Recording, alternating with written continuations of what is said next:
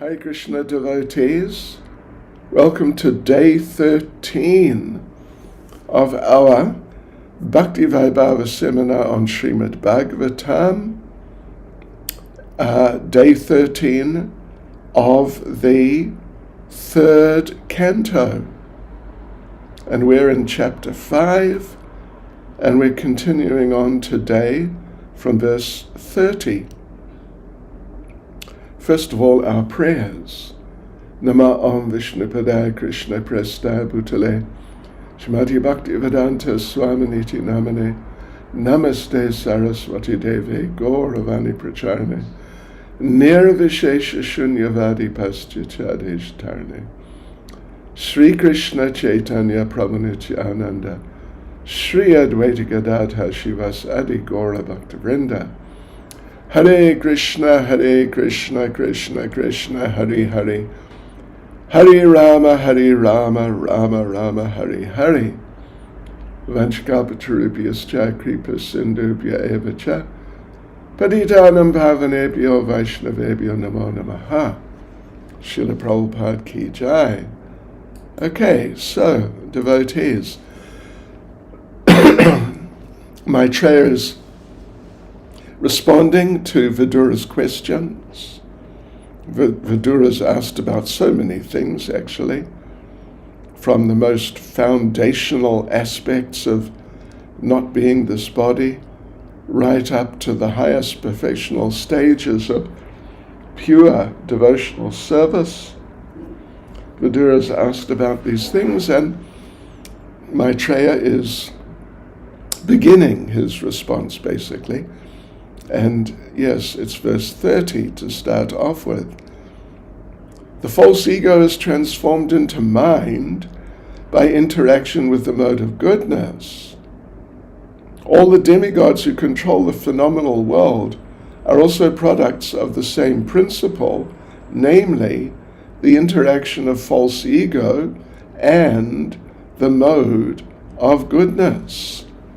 And Srila Prabhupada gives a very brief, short one-sentence purport. Let me just read it. False ego interacting with the different modes of material nature is the source of all materials in the phenomenal world. Verse 31, the senses are certainly products of the mode of passion in false ego, and therefore philosophical speculative knowledge and fruitive activities are predominantly products of the mode of passion. Okay, let's have a look at the purport. Just one thing we can note, and it's something that devotees do ask about occasionally. How could the mind be a product of false ego in goodness? And it's very interesting that Srila Prabhupada just doesn't get into it here. He really doesn't get into it. Yes, it doesn't get into it at all. But now the false ego in passion, Prabhupada does get into. So anyway, it's just an interesting point. So, okay, we're in verse 31 then. We're looking at the purport, the first paragraph. The chief function of false ego is godlessness. When a person forgets his constitutional position as a subordinate part and parcel of the Lord, and tries to be happy independently, then he functions in two ways. Prabhupada explains, he first acts fruitively for personal gain or sense gratification.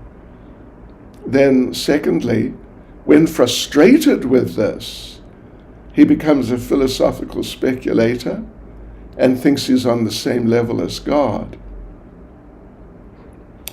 Either way, he's a loser. It's just not going to work out.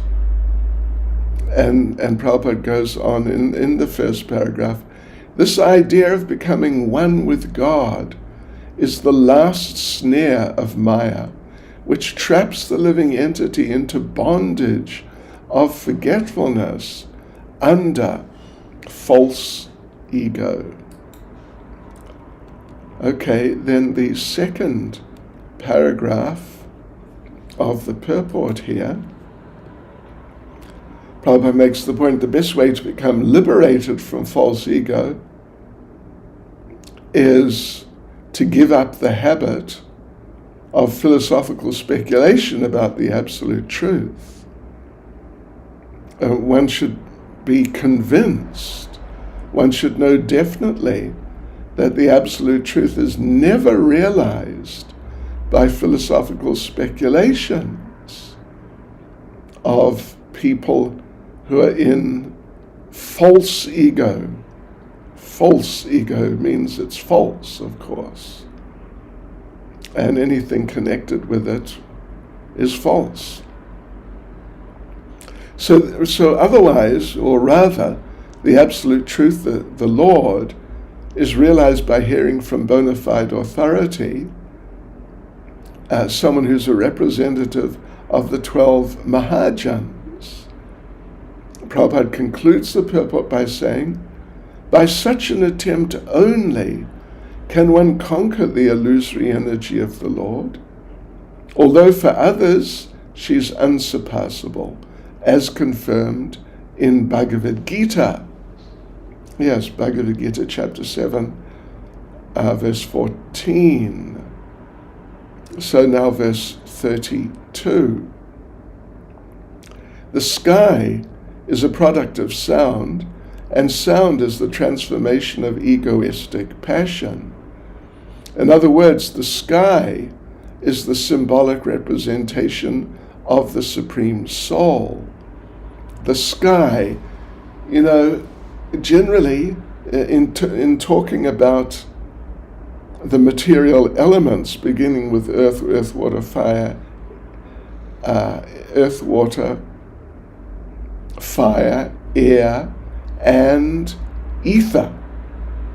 But here Prabhupada's referring to the last one as sky, so it's just a little different perspective, and it gives us the understanding that when there's talk about ether, it is not necessarily the same thing, which, when you're young, ether is used, at least sometimes, as like an anesthetic, like to put people to sleep. Yeah. But this is something different, the sky. And there's a short purport, let me just read it. In the Vedic hymns it said, Etasmad Atmana Akasha Sambhuta. The sky is the symbolic representation of the Supreme Soul. Those who are egoistic in passion and ignorance cannot conceive of the personality of Godhead. For them, the sky is the symbolic representation of the Supreme Soul.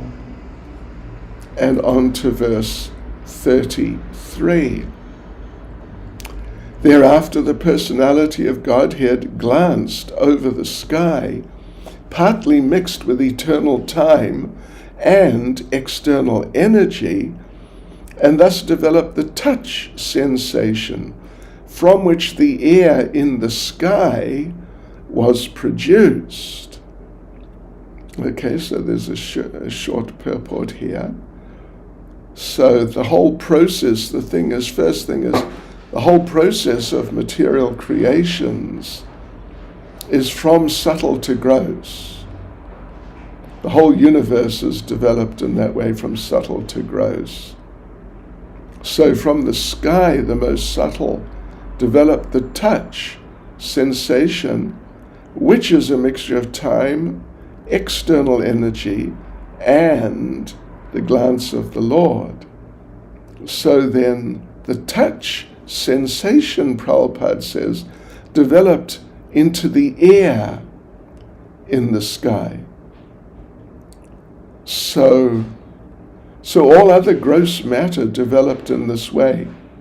Sound into sky, touch into air, form into fire, taste into water, smell into earth. Right. And verse 34. Thereafter, the extremely powerful air interacting with the sky generated the form of sense perception, and the perception of form transformed into electricity, the light to see the world. 35. When electricity was surcharged in the air and was glanced over by the Supreme, at that time, by a mixture of eternal time and external energy, there occurred the creation of water and taste. And then verse 36. Thereafter, the water produced from electricity was glanced over by the Supreme Personality of Godhead and mixed with eternal time and external energy. Thus it was transformed into the earth, which is qualified primarily by smell. So Srila Prabhupada gives a fairly extensive purport here. It's quite extensive. So the first point is that in the descriptions of the physical elements in these verses we just read, it's very clear that the glance of the Lord was needed with the other, whatever they were, additions and alterations. So with each transformation, the last touch was the glance of the Lord, who acts as a painter when he mixes different colors to make another color. So when one element mixes with a number, the number of qualities increases. Yes. For example, sky or ether is the cause of air. And again, I say not ether, which has kind of anesthetic effects or something like that. Yeah. So the sky or ether is the cause of air. Sky has one quality, sound, but by its interaction with the glance of the Lord, then mixing with the eternal time and the external nature, air is produced. So sky, Prabhupada says, has one quality, sound. That sound can pass through the sky or the ether in that sense. But air has two qualities. Sound, same thing. Sound can pass through it, but you can also feel the air. So therefore it has the sense of touch, or the quality of touch. And similarly, after air, from the interaction of sky and air, touched, the glance, touched by time and external energy, produces electricity. Oh, isn't that interesting? After the interaction of electricity with air and sky mixed with time, external energy and the Lord's glance over them, water is produced.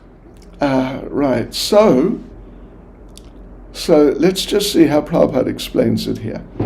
In the final stage of sky, there's one quality, which is sound. In the air, there are two qualities, sound and touch. In electricity, there are three qualities, sound, touch, and form. In water, there are 4 qualities: sound, touch, form, and taste. And in the last stage of physical development, the result is earth, which has all 5 qualities: sound, touch, form, taste, and smell. So, although there are different mixtures, they don't take place automatically, right? Just as a mixture of colors doesn't happen automatically, the painter, the artist, has to be there. So the system, though, the whole process, is activated by glance. And living consciousness is the final word in all physical changes. And then Srila Prabhupada quotes Bhagavad Gita, chapter 9, verse 10 again.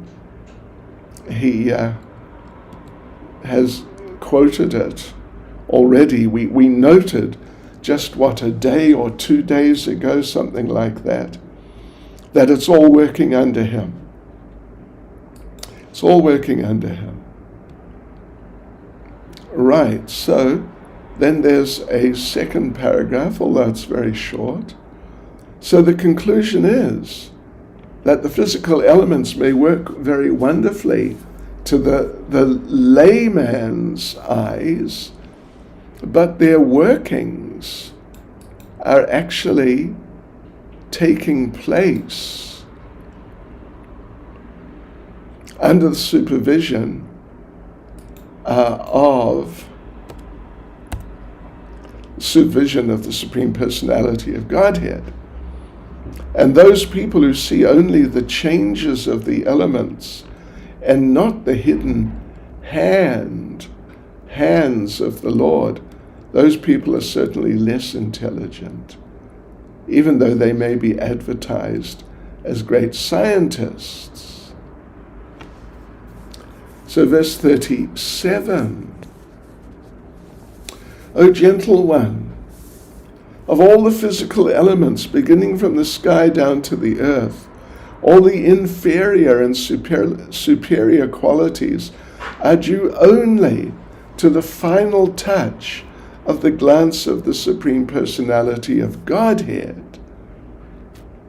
Okay, there's no purport here to verse 37, so we go on to verse 38, which is the second subsection here. The main topic of the section is Maitreya's response to the questions of Vidura, but his response is divided up into different parts where he examines, he answers the questions, but different questions in different ways. So we've separated them out. So, okay, so the second, or rather third section of the answers of Maitreya is from verse 38 to verse 51, and we call this prayers by the demigods. And so what we'll do, we will read through, as we normally do, read through the verses, just so we see what's the flow of the section. Verse 38, the controlling deities of all the above-mentioned physical elements are empowered expansions of Lord Vishnu. They're embodied by eternal time under the external energy, and they're his parts and parcels. Because they were entrusted with different functions of universal duties and were unable to perform them, they offered fascinating prayers to the Lord as follows. All right, and verse 39. The demigod said, O Lord, your lotus feet are like an umbrella for the surrendered souls, protecting them from all the miseries of material existence. All the sages under that shelter throw off all material miseries. We therefore offer our respectful obeisances unto your lotus feet. Verse 40. O Father, O Lord, O personality of Godhead, the living entities in the material world can never have any happiness because they're overwhelmed by the three kinds of miseries. Therefore they take shelter of the abode. Therefore they take shelter of the shade of your lotus feet, which are full of knowledge, and we also take shelter of them. 41.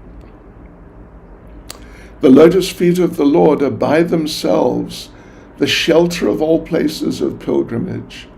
The great clear-minded sages, carried by the wings of the Vedas, eternally search after the nest of your lotus-like face.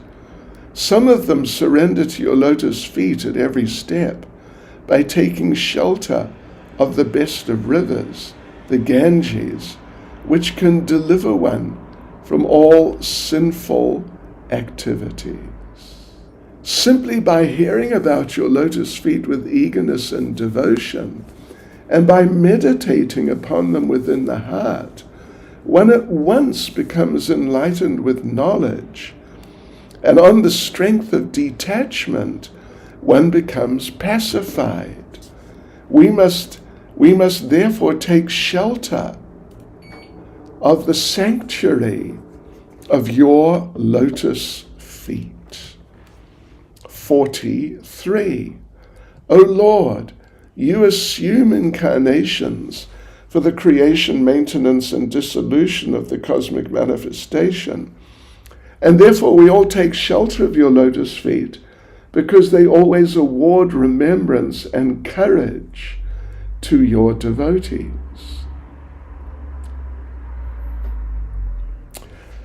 44. O Lord, persons who are entangled by undesirable eagerness for the temporary body and kinsmen, and who are bound by thoughts of mine and I, are unable to see your lotus feet, although your lotus feet are situated within their own bodies. But let us take shelter of your lotus feet. 45. O great Supreme Lord, offensive persons whose internal vision has been too affected by external materialistic activities cannot see your lotus feet, but they are seen by your pure devotees, whose one and only aim is to transcendentally enjoy your activities. 46. O Lord, persons who, because of their serious attitude, attain the stage of enlightened devotional service, achieve the complete meaning of renunciation and knowledge, and attain the Vaikuntha Loka in the spiritual sky, simply by drinking the nectar of your topics. Verse 47. Others who are pacified by means of transcendental self-realization and have conquered over the modes of nature by dint of strong power and knowledge, also enter into you, but for them there is much pain, whereas the devotee simply discharges devotional service and thus feels no such pain. 48. O original person, we are therefore but yours only. Although we are your creatures, we're born one after another under the influence of the three modes of nature. And for this reason, we're separated in action. Therefore, after the creation, we could not act concertedly for your transcendental pleasure. 49. O unborn one, please enlighten us regarding the ways and means by which we can offer you all enjoyable grains and commodities, so that both we and all other living entities in this world can maintain ourselves without disturbance and can easily accumulate the necessities of life, both for you and for yourself and for ourselves. 50. You are the original personal founder of all the demigods and the orders of different gradations, yet you are the oldest and are unchanged. O Lord, you have no source or superior. You have impregnated the material energy with the semen of the total living entities, yet you are unborn. And what I think is the last verse, verse 51. O Supreme Self, please give us, who are created in the beginning from the Mahatattva, the total cosmic energy, your kind directions on how we shall act. Kindly award us your perfect knowledge and potency so that we can render you service in the different departments of subsequent creation. Back to verse 38, and let's go through this last section here with the purports. And the section is titled Prayers by the Demigods, verse 38 to verse 51. So Maitreya says, the controlling deities of all the above-mentioned physical elements are empowered expansions of Lord Vishnu. They're embodied by eternal time under the external energy, and they're his parts and parcels. Because they were entrusted with different functions of universal duties and were unable to perform them, they offered fascinating prayers to the Lord as follows. Wow, the deities of the physical elements, they were unable to carry out their duties, so they offered these fascinating prayers to the Lord as follows. All right. So, yeah, there's a fairly extensive purport here. I mean, it is extensive, actually. There's 3 paragraphs. And Prabhupada begins by making an important point. The demigods are not imaginary. They're parts and parcels of Lord Vishnu, embodied by time, external energy, and partial consciousness of the Supreme. The humans, the animals, etc., they're also parts and parcels of the Lord, but they're not controlling deities of material affairs. They, the humans and animals, and others, are controlled by demigods. And this control is necessary as much as it is in a modern state. Yeah, because you get all these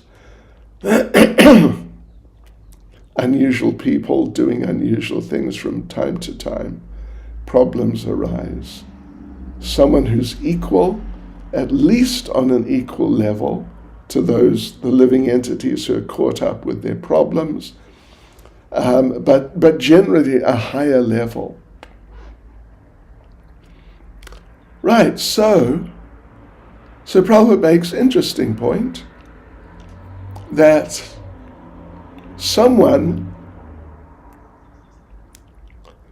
may become angry with Yamaraj for punishing deviance. But don't become angry because he's authorized. Different things happen in material life or in life in the material world.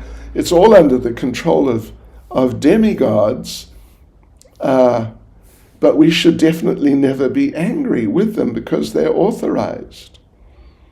But ultimately, the devotee is never actually controlled by the demigods. And like the conditioned souls are very much controlled. But the devotee offers the demigods respect because he knows that they're responsible servants of the Lord. But of course, he really doesn't think that they're the Lord. Only fools accept the demigods as being on the same level as Vishnu. And into the second paragraph, so anyone who places the Lord and the demigods on the same level, they're called pashandis or atheists. Yes. The demigods of course are worshipped. They're definitely worshipped, although not by pure devotees. Not by any devotees, generally at least. Yeah, devotees aren't meant to worship demigods. So generally, more or less, the demigods are worshipped by people who are adherents of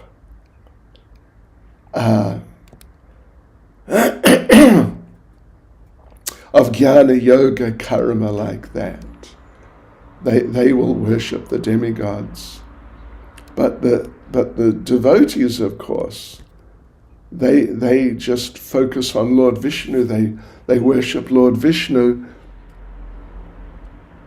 They worship Lord Vishnu, not for material benefit, but to get unalloyed devotion to the Lord. But the Lord, otherwise, the Lord is not worshipped by others because the devotees are the only ones who want love of God. And the others who they're materialists, they won't worship the Lord because as far as they're concerned, the Lord, all he can give is devotional service or love of God. And those materialistic people, the impersonalists, fruit of workers, and the yogis, those who meditate, they don't want love of God. So therefore they don't worship Lord Vishnu. It's a simple thing. So Prabhupada states at the end of that paragraph, persons averse to a loving relationship with God are more or less condemned by their own actions. Yeah, we see, if we really get into it, we see how the devotees are the only auspicious people or people who are in auspicious situations. Yeah. But those who worship demigods or they speculate, mental speculation, they always end up in a difficult situation. And therefore Prabhupada says, persons averse to a loving relationship with God are more or less condemned by their own actions. So Prabhupada goes on, a third paragraph, actually the Lord's equal to everyone, just like the Ganges. The Ganges is meant for the purification of everyone, but the trees on the banks, They have different values. And Prabhupada gives the example, a mango is very sweet and neem is hellishly bitter. But they both drink the same water. Yes. Yes. They both drink the same water. So the neem's bitterness is due to its own past work. It's not that it's a special function of the water itself, but the neem, due to whatever it did in previous life or lives, that's why it's drinking the water, same water as the tree, and getting only bitterness at the end. And similarly with the mango is drinking the same water.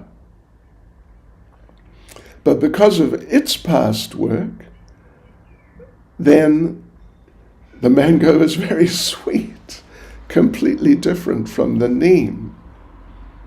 So Srila Prabhupada quotes Bhagavad Gita chapter 16, verse 19. Let's have a look at it. Tanaham dushata kruran samsareshu naradamam shipam yajasram ashubhan asurish eva yonishu. The envious, the mischievous, the lowest of mankind, these do I ever put back into the ocean of material existence, into various demoniac species of life. The neem's bitterness is due to its own past work, and the sweetness of the mango also. So, anyway, Prabhupada quotes Bhagavad Gita 16:19, how these low living entities, envious, mischievous, lowest amongst mankind, they are put into the ocean of material existence, really deeply into various demoniac species of life. And demigods like particularly Yamaraj and others, they're there for the unwanted conditioned souls. The unwanted conditioned souls. Who wants a conditioned soul? But Yamaraj and others are there for them, for the unwanted conditioned souls, who are always eager to threaten the tranquility of the kingdom of God. So Srila Prabhupada concludes the purport by saying, since all the demigods are confidential devotee servitors of the Lord, they're never to be condemned. 39. The demigod said, O Lord, your lotus feet are like an umbrella for the surrendered souls, protecting them from all the miseries of material existence. All the sages under that shelter throw off all material miseries. We therefore offer our respectful obeisances unto your lotus feet.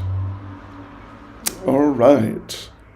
So, Prabhupada explains, there are many sages, saints, who try to conquer rebirth and other miseries.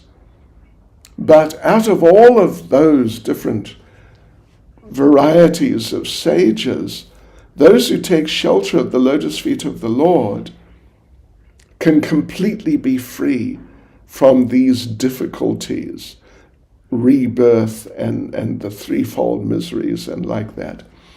So others can't. They can't be completely free. For them it's very difficult. They may artificially think of becoming liberated, but without the shelter of the lotus feet of the Lord, it's not possible. So what will happen with them? They'll fall again into material existence from their false liberation, despite their austerities, etc. And this is the opinion of the demigods. Their opinions are valuable because they're authorized to hold positions in universal management.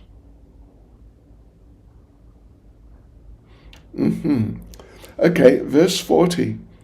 O Father, O Lord, O personality of Godhead, the living entities in the material world can never have any happiness because they're overwhelmed by the three kinds of miseries.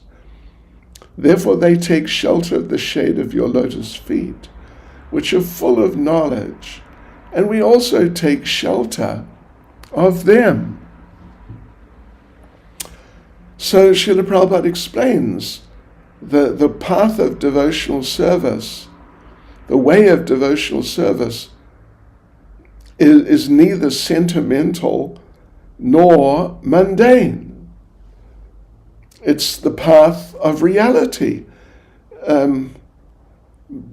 by which we can get free. I mean, we can get the transcendental happiness of being free, of the adhyatmic, adhibautic, and adhidaivik miseries, which those titles mean miseries arising from the body or mind, miseries arising from other living entities, adhibautic, or miseries arising from natural disturbances like hunger, thirst, tiredness. And everyone conditioned, man or animal, must suffer from them. And what they call happiness is nothing but a hard struggle to get free from those miseries. Actually, there's only one way to get freed, and that is by accepting the shelter of the lotus feet of the Lord. So, the second paragraph. So, okay, let's go on to verse 40. O Father, O Lord, O personality of Godhead, the living entities in the material world can never have any happiness because they're overwhelmed by the three kinds of miseries. Therefore they take shelter of the shade of your lotus feet, which are full of knowledge, and we also thus take shelter of them. So, okay, let's have a look at the purport, first paragraph. So the way of devotional service, the path of devotional service, is not sentimental or mundane. It's the path of reality for getting freed of the adhyatmic, adhibautic, and adhidaivik miseries, which are the miseries arising from body and mind, miseries arising from other living entities, and miseries arising from natural disturbances like heat, cold. So otherwise, everyone is conditioned, be they man or human, or man or beast. Everyone's conditioned, and they must suffer from those things. Yes. And what they call happiness is nothing but a hard struggle to get free from those miseries. But otherwise, there's only one way that the humans at least, or other species for that matter, that they can get freed from these struggles with the miseries, and that's by accepting the shelter of the lotus feet of the Lord and engaging in his service. So the second paragraph, it's interesting. Prabhupada begins, the argument that unless one has proper knowledge, one cannot be freed from material miseries, is undoubtedly true. It's undoubtedly true. But the thing is, because the lotus feet of the Lord, because here we're advocating, just at the end of the previous paragraph, Prabhupada advocated that you can be rescued from those miseries by accepting the shelter of the lotus feet of the Lord. So the thing is that the lotus feet of the Lord are full of transcendental knowledge. So therefore this argument that unless one has proper knowledge, one can't get free from the miseries, it's true. But some of these people think that you can have that sort of knowledge without accepting the lotus feet of the Lord. So anyway, the value of accepting the lotus feet of the Lord, which are full of transcendental knowledge and which then facilitate or allow one to get free from those threefold miseries. Srila Prabhupada makes the point that this has already been discussed in the first canto, in the second chapter, verse 7, Vasudeve Bhagavati Bhakti Yoga Prayojata Janiyat Yashu Vairagyam Jnanam Chayadahoitu Kam. That, which means, Prabhupada sort of paraphrases just immediately after where that verse is quoted, the Sanskrit. But the point, of course, is that, what's stated literally in that verse is that by engaging in devotional service to Lord Vasudeva, one immediately acquires causeless knowledge and detachment. They come from the Lord. So, therefore, the way Prabhupada puts it here is, there's no want of knowledge in the devotional service of Vasudeva, the personality of Godhead. He, the Lord, personally takes charge of dissipating the darkness of ignorance from the heart of a devotee. And then this is also stated in Bhagavad Gita chapter 10, verse 10, famous verse, Tesham sadati yuktanam bhajatam priti puravakam dadami buddhi yogam tam yena mamupi antite, which literally means, to those who are constantly devoted to serving me with love, I give them the intelligence by which they can come to me. Or the way Prabhupada puts it here, Prabhupada concludes the purport by saying, empiric philosophical speculation cannot give one relief from the threefold miseries of material existence. Simply to endeavor for knowledge without devoting oneself to the Lord is a waste of valuable time. Verse 41. The lotus feet of the Lord are by themselves the shelter of all places of pilgrimage. The great clear-minded sages, carried by the wings of the Vedas, always search after the nest of your lotus-like face. Some of them surrender to your lotus feet at every step by taking shelter of the best of rivers, the Ganges, which can deliver one from all sinful reactions. So Srila Prabhupada makes the point that the Paramahamsas, they're compared to the royal swans who make their nests on the petals of lotus flowers. And, of course, as we know, the Lord's transcendental bodily parts, his feet, his eyes, his hands, his face, and just every part of his body is also compared to lotus flowers, because in this world, lotus flowers are the most beautiful things. The last word in beauty, Prabhupada says. So, otherwise, the most beautiful thing in the world is the Vedas, or particularly Bhagavad Gita, because it's knowledge given by the Lord. So the Paramahamsa then makes his nest in the lotus-like face of the Lord, and always seeks shelter at his lotus feet, which are reached by the wings of Vedic wisdom. And since the Lord is the original source of all emanations, intelligent people being enlightened by the Vedas seek his shelter. Just as birds who leave a nest again return to take rest. So therefore all Vedic knowledge is meant for understanding the Supreme Lord. And Prabhupada refers to and partially quotes Bhagavad Gita 15:15. Vedaischa sarviraham eva vedya.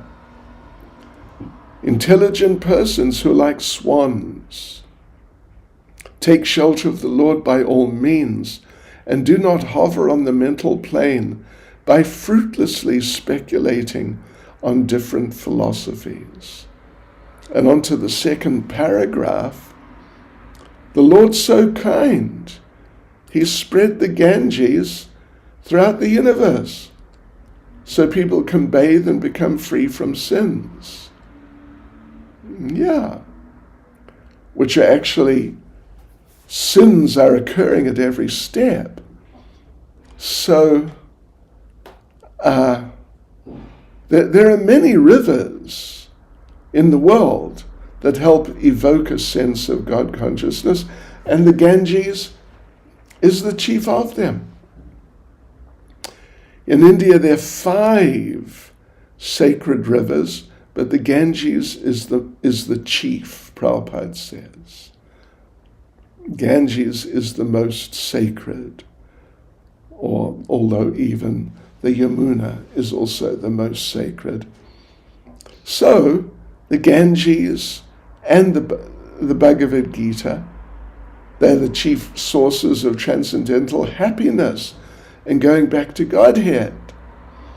And even Shankaracharya, Prabhupada says, even Sripad Shankaracharya recommends a little knowledge from Bhagavad Gita and a little Ganges water can save one from Yamaraj. Right. Okay, so let's go on to 42. Simply by hearing about your lotus feet with eagerness and devotion, and by meditating upon them within the heart, one at once becomes enlightened with knowledge, and on the strength of detachment, one becomes pacified. We must therefore take shelter of the sanctuary of your lotus feet. All right. So Prabhupada says the miracles of meditating on the lotus feet of the Lord are so great that no other process can compare to that. And the minds of the materialists, my gosh, they're so disturbed that it's almost impossible for them to search for the absolute truth. But even people like this, the really materialistic people, if somehow or other they have a little eagerness to hear about the name, form, etc. of the Lord, they can then surpass all other methods by getting into the name, form, etc. of the Lord.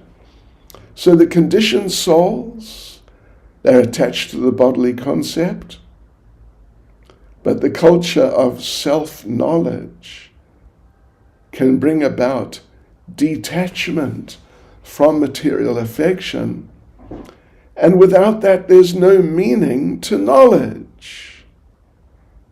Really. So of course the most stubborn attachment is to sex life. And one who's attached to sex life is devoid of knowledge. Yes. So knowledge, if there really is knowledge, it'll be proved in that it'll be followed by detachment. And these things manifest very quickly if we do devotional service. And Prabhupada refers to how in the verse itself, the word dhira is there, and it's very significant in that it means someone who's not disturbed, even in the presence of cause for disturbance. That's a dhira. And Prabhupada refers to the example, very good example, of Yamunacharya, who said that, famous verse actually, since his heart was overwhelmed by devotional service, he said, I cannot think of sex life. If I do think of it, I become disgusted, and as he said, Yamunacharya said, I spit at the thought. But Prabhupada concludes the paragraph, a devotee of the Lord becomes an elevated dhira by the simple process of meditating in eagerness on the lotus feet of the Lord. Okay, on to the second paragraph. Devotional service entails being initiated by a bona fide spiritual master and then following his instructions regarding hearing about the Lord. Such a spiritual master is accepted by regularly hearing from him about the Lord. Then improvement in knowledge and detachment can be seen as actual experiences. So Srila Prabhupada concludes the purport by saying, Lord Sri Chaitanya Mahaprabhu strongly recommended this process of hearing from a bona fide devotee. And by following this process, one can achieve the highest result, conquering all other methods. Hare Krishna. Srila Prabhupada ki jai.